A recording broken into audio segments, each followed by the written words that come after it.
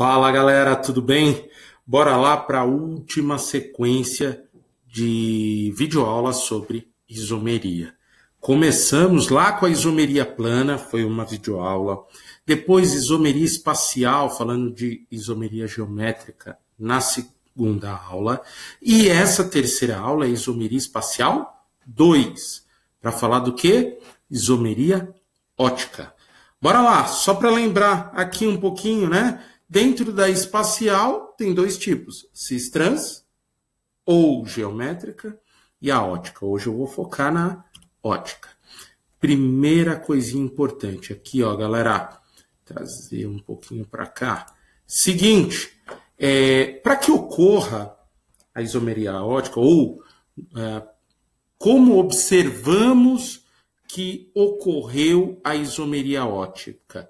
Quando uma substância, quando uma solução, quando um líquido, por exemplo, tem a capacidade de desviar a luz polarizada. O que é isso? Olha aqui para a imagem da lateral direita, né? A gente pode ter luz que não é polarizada. A luz da sua casa, ela não é polarizada. Ela emite luminosidade para todos os planos. Tudo bem? A gente passa por um filtro que escolhe um plano de luz, tá? Então, você polarizou essa luz. Você escolheu um plano de vibração. Ela não está vibrando para todas as partes do espaço. Beleza? Escolhi uma luz com um plano. Passei essa luz polarizada em uma substância. Se essa substância tem uma atividade polarizada, ela vai desviar essa luz para a direita ou para a esquerda. O importante é, se ela for opticamente ativa, se ela tiver essa isomeria ótica, ela vai ter isômeros diferentes, que desviam a luz para a direita ou para a esquerda. E a gente dá o nome desse par de enantiômeros. Tem outros nomes utilizados, eu vou falar mais para frente, tá? Beleza? Então, bora lá. Olá, galera. A luz aqui emitindo para todos os planos. Utilizei um polarizador, um filtro. Opa, tenho a luz polarizada. Tenho a minha amostra. Tenho a amostra lá. A luz passou. Opa! Desviou para a direita. Está aqui o seu olho, o olho do observador. Tá? O que acontece? A gente chama de destrógera. Ela desviou para a direita.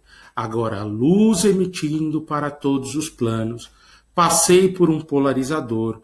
A luz polarizada em um único plano desviou para a esquerda. Ela é a levógera. E veja o seguinte, gente. Eu posso ter substâncias com vários isômeros. E eu vou ter um isômero para a direita, um isômero para a esquerda. Ah, professor, mas eu observei que 2 isômeros dessa substância desviaram para a direita. Muito provavelmente, 2 vão desviar para a direita, 2 para a esquerda. Então, eu vou ter 2 isômeros para a direita, com ângulos diferentes. Um, sei lá, a 45, o outro desvia 60. E para o lado esquerdo, eu vou ter um para o lado esquerdo 45, o outro 60. O importante é que isso ocorre em pares, enquanto um para a direita, outro para a esquerda, com o mesmo ângulo. Ah, mas eu tenho mais opções de isomeria. Então vai ser metade dessas opções para a direita, metade dessas opções para a esquerda, levando em consideração os ângulos, tá? Beleza. Só que tem uma mistura, que a gente chama de mistura racêmica. O que acontece? Quando você tem quantidades equimolares do levógero e do destrógero. Como assim, professor? Então eu tenho 50% do levógero e do destrógero. Tá lá. Um desvia para um lado, o outro para o outro. Mas eles se anulam. E aí o analisador, o seu olhinho aqui, não vai ver desvio. Então, quando você está analisando o isômero, pode ter a falsa impressão, eu não tenho isômero, porque a luz veio retinha. não sofreu desvio, mas você tem que garantir que ali não tem uma mistura de isômeros. De novo, nesse nosso caso, a fórmula estrutural é igual, tá? O que vai variar é esse ângulo de desvio. Tem que tomar muito cuidado. Tá, professor? Mas o que é isso, né? Como que eu identifico que aquela substância vai ter atividade ótica? A gente utiliza um termo que é imagem especular não sobreponível. As suas mãos, vou até aumentar aqui a nossa imagenzinha e puxar para cá. As mãos, elas são iguais? Ah, professor, eu acho que elas são iguais. Na verdade, elas não são iguais. Por quê? Quando eu as sobreponho, tá vendo que os dedões estão em lados opostos? Tudo bem? Considerando unhas para cima, palma da mão para baixo nos dois casos. Eu não posso fazer assim, tá? Unhas para cima, palma da mão para baixo. Então, vejam, elas são uma a imagem do espelho da outra. Tudo bem? Se eu colocasse um espelho, ia ter a mesma imagem, a mão direita e a mão esquerda, mas elas não se sobrepõem.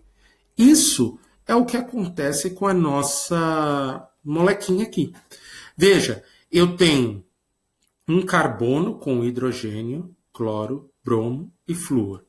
Fiz a imagem especular, ó, espelho, PR próximo do espelho, Cl para cima, o F para baixo e o H mais distante do espelho, certo?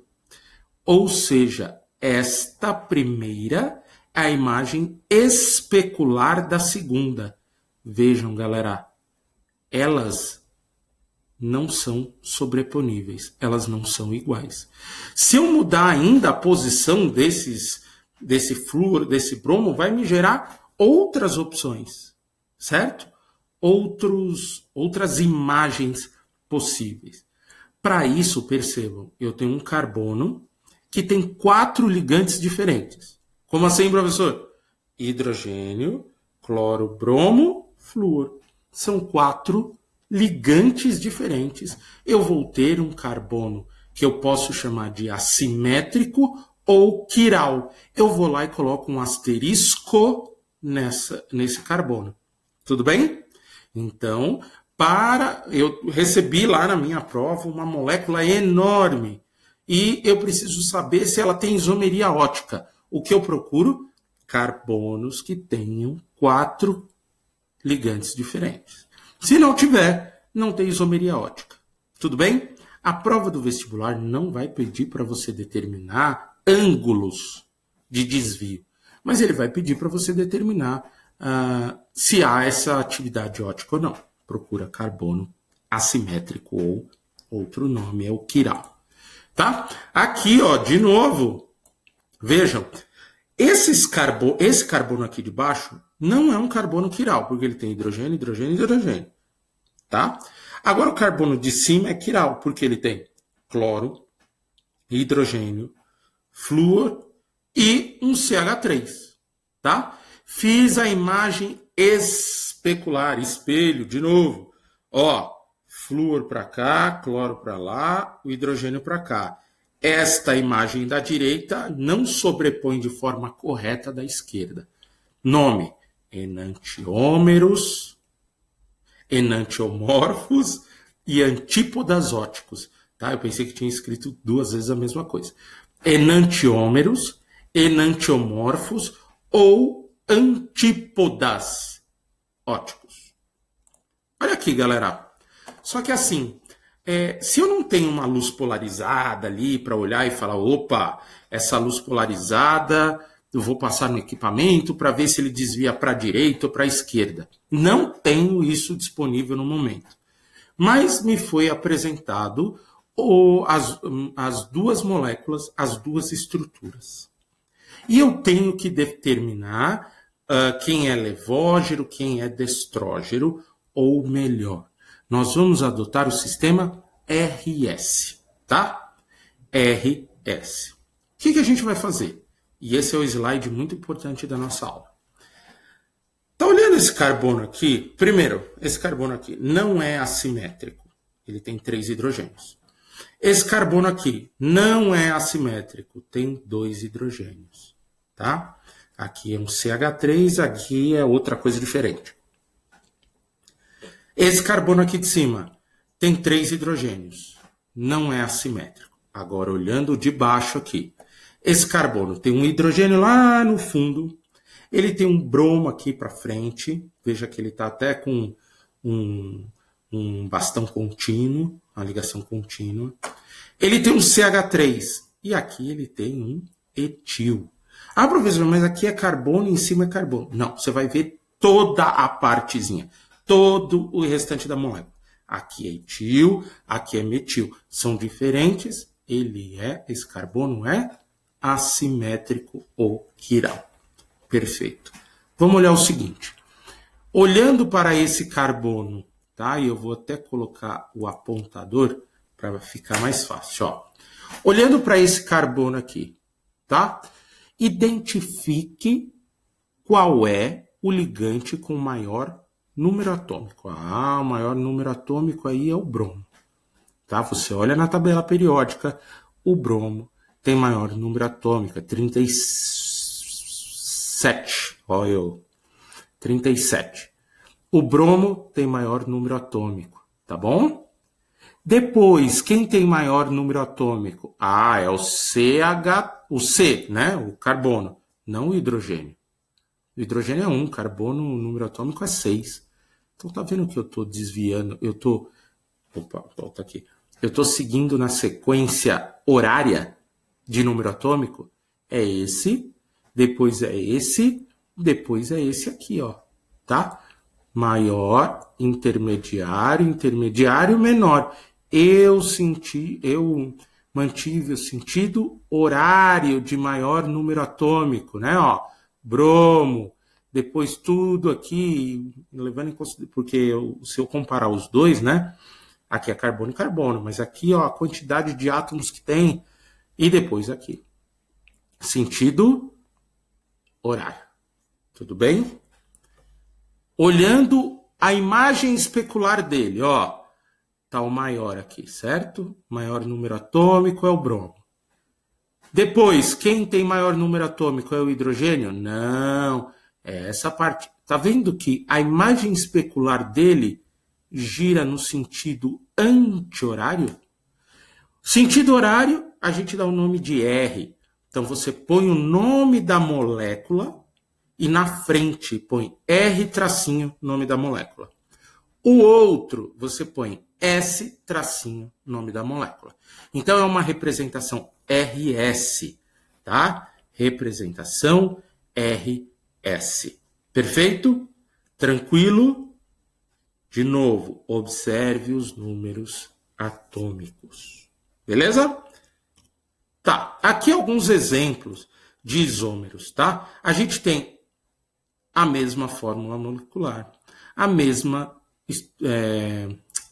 fórmula estrutural plana, o que muda é a fórmula estrutural espacial e a atividade ótica, tá? Esse é o carbono assimétrico, tá? Um dá o aroma, o limoneno, o R dá o aroma da laranja, o outro, o do limão, o S é do limão. Carvona, hortelã ou cominho, é uma especiaria, tá? O isômero R, cheiro de hortelã. O isômero S, cheirinho de cariz, cominho, e mais comum é cominho. Tá bom? Asparagina, aminoácido com importante função na biossíntese de glicoproteínas, tá? Um, sabor doce. Outro, dá o sabor amargo. Asparagina, família do aspartame, o adoçante. Um adoçante dá o sabor doce. Dependendo do adoçante, dá o sabor amargo. São isômeros. Isômero R, tá? Porque, ó, vai aumentar o número atômico no sentido horário. E o que aumenta o número atômico no anti-horário é o isômero S. Tudo bem? Então veja, o que a gente percebe? Diferente dos outros isômeros, as propriedades físico-químicas serão iguais. Ponto de fusão e ponto de ebulição vai ser igual. Agora, sabor e aroma já mudam, tá? E algumas interações na parte bioquímica também é alterada. Perfeito? Aqui, galera, um slide denso. Esse slide é denso. Vou ler com vocês. Os enantiômeros desviam a luz polarizada de um mesmo ângulo, porém em sentidos opostos. Lembra quando eu falei com vocês? Imagina o seguinte. Esse é o par de enantiômero.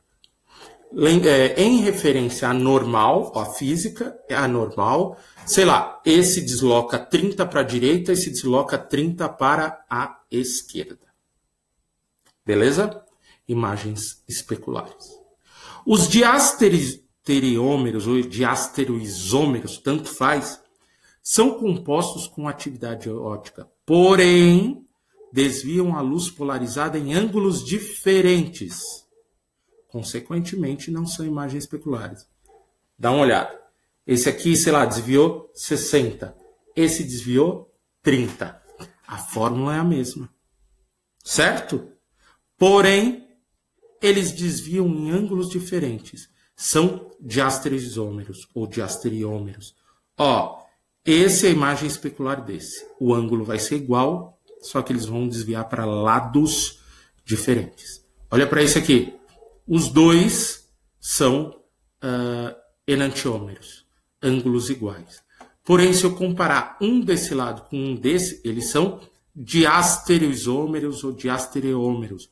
Por que eu tenho 4 opções aqui, professor? Porque eu não tenho apenas um carbono assimétrico, eu tenho 2. Tá?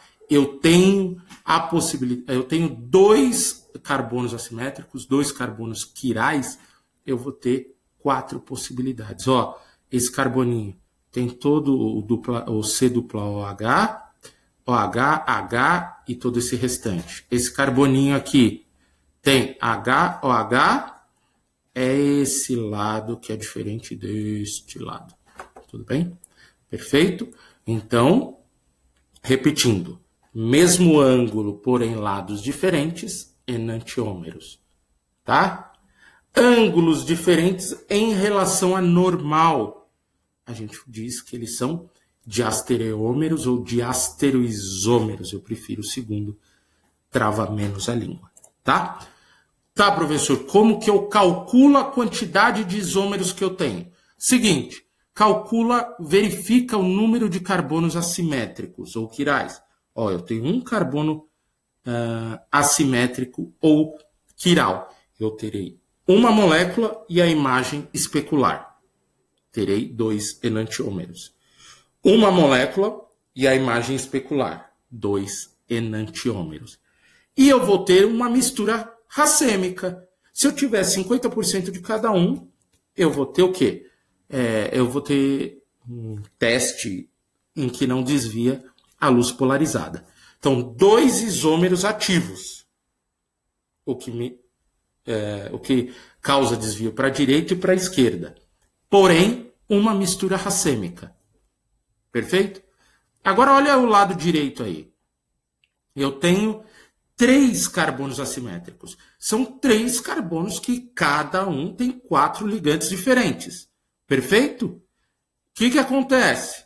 Eu vou ter 2 elevado a n. 2 elevado a 3 são 8 isômeros ativos. De novo, 8 isômeros ativos.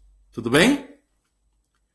E embaixo, 2 elevado a n menos 1. Quantas misturas racêmicas 50-50 que não gera desvio? Eu vou ter 2 elevado a 3 menos 1. 2 elevado a 2, 4. 4 possibilidades de misturas racêmicas. Perfeito? Tranquilo? Esse cálculo é importante. Beleza? Bora lá. Alguma dúvida? Não? Isomeria ótica foca no seguinte: procura carbono assimétrico. Procura carbono assimétrico 2 elevado ao número de carbonos assimétricos. Não teve dúvida? Não? Por favor. Ó, ouve só, peraí, ouve só. Sabe aquele sininho do lado? Marca ele. Curte, dá um like, se liga na química, se inscreve no canal. Falou, gente. Por hoje é só. Finalizei com vocês. Isomeria num total. Abraço. Tchau, tchau.